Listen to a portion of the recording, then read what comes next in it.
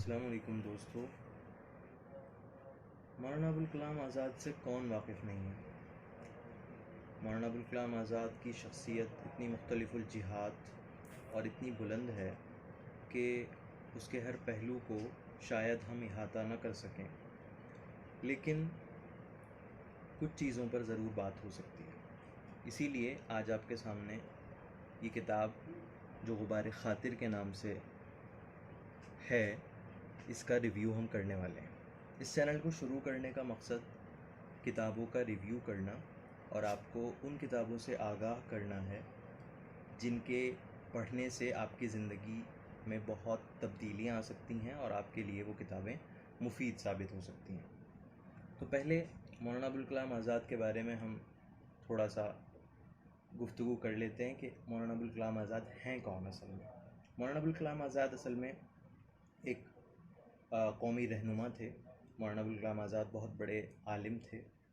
آپ کی پیدائش 11 نومبر 1888 میں ہوئی تھی اور وفات آپ کی 22 فروری 1958 کو ہوئی ہے۔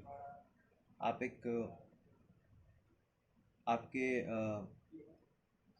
کا اصل نام محی الدین احمد ہے اور والد کا نام آپ کے محمد خیر الدین ہے اور انہیں فیروز بخت بھی کہہ کر پکارتے تھے۔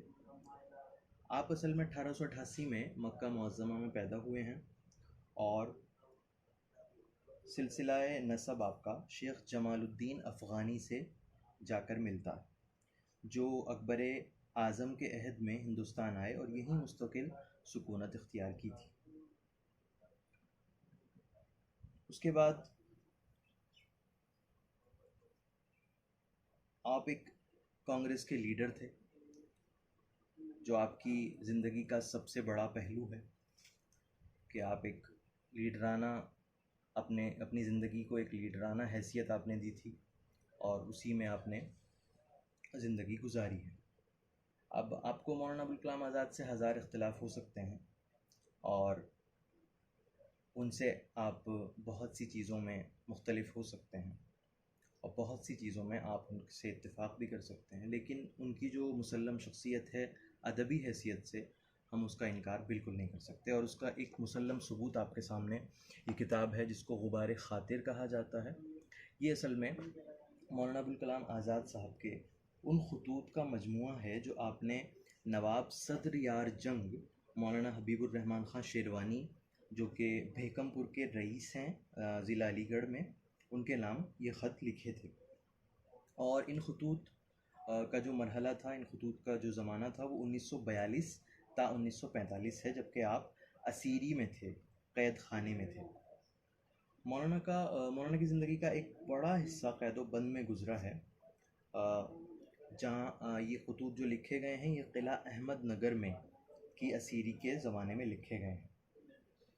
آپ یہ جو زمانہ تھا اس میں کسی سے ملاقات نہیں کر سکتے تھے، کسی سے خط و کتابت کی اجازت نہیں تھی۔ یہ سمجھیں کہ یہ خود کلامی ہے، مولانا کی یہ خود کلامی ہے جو وہ کر رہے ہیں، تو اسی لیے ان کو غبار خاطر بھی کہا گیا کہ انہوں نے اپنے دل کا غبار اس میں نکالا ہے اور دل کا غبار نکالنے کا ایک راستہ ڈھونڈا ہے، اور خطوط لکھ کر مولانا نے اصل میں اپنے پاس اس کو جمع کیا ہے۔ مولانا نے خود اسی مناسبت سے ان خطوط کو غبار خاطر کا نام دیا ہے اور خط غبار منست این غبار خاطر سے اسے تعبیر کیا ہے۔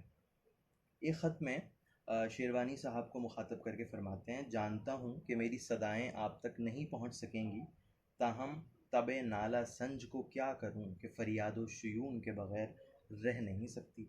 آپ سن رہے ہوں یا نہ رہے ہوں، میرے ذوق مخاطبت کے لیے خیال بس کرتا ہے کہ روئے سخن آپ کی طرف۔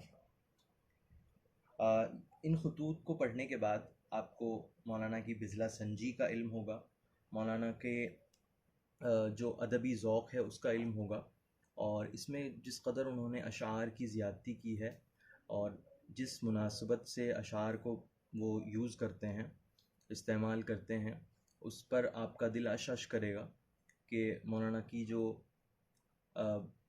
حاذق طبع اتنے تھے مولانا کہ وہ کسی بھی موضوع کو لے کر فارسی اور اردو میں اشعار کو پیوست کرتے تھے، اتنا اشعار کا مجموعہ ان کو ازبر تھا۔ اس میں سے کچھ اشعار میں آپ کو سناتا بھی ہوں، کچھ اردو کے اشعار جو ہیں۔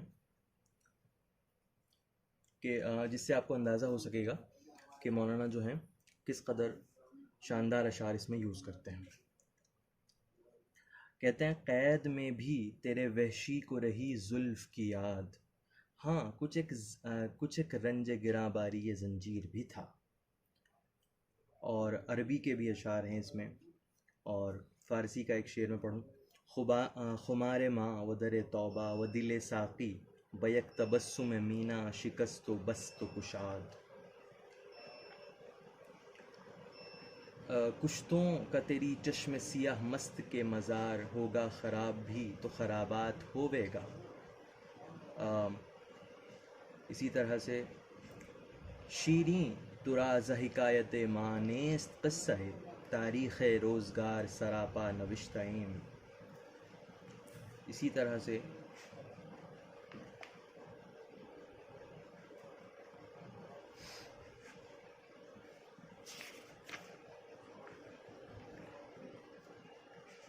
کہتے ہیں شیخ جی آپ کے آتے ہی ہوا دیر خراب، قصد کعبہ کا نہ کیجیے گا، قصد کعبے کا نہ کیجیے گا بئیں یمن قدوم.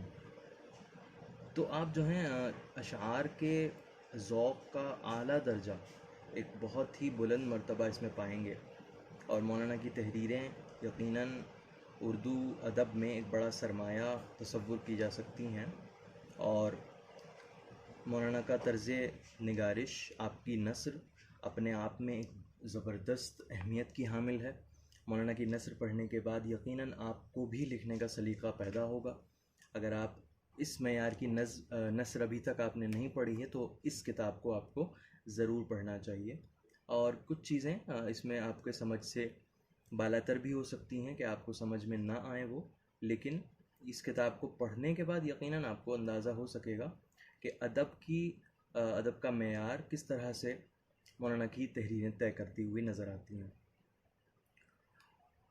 اگر یہاں پر یہ کتاب پڑھی جائے تو بہت ٹائم لگے گا اس کے کسی خط کو پڑھا جائے، تو اس لیے میں آپ کو مشورہ دوں گا کہ اس کتاب کو آپ لیں اور اس کو پڑھیں، اور پڑھ کر ہمیں کامنٹ کر کے بتائیں کہ یہ کتاب آپ کو کیسی لگی. اور اگر آپ نے پڑھی ہے اس ویڈیو سے پہلے ہی آپ نے اس کو پڑھا ہے تو اس کے بارے میں آپ بتائیں کہ یہ کتاب آپ کو کیسی لگی تھی اور آپ نے اس میں کیا چیز ایسی پائی جو آپ کے دل کو بہت زیادہ بھائی اور اچھی لگی. شکریہ.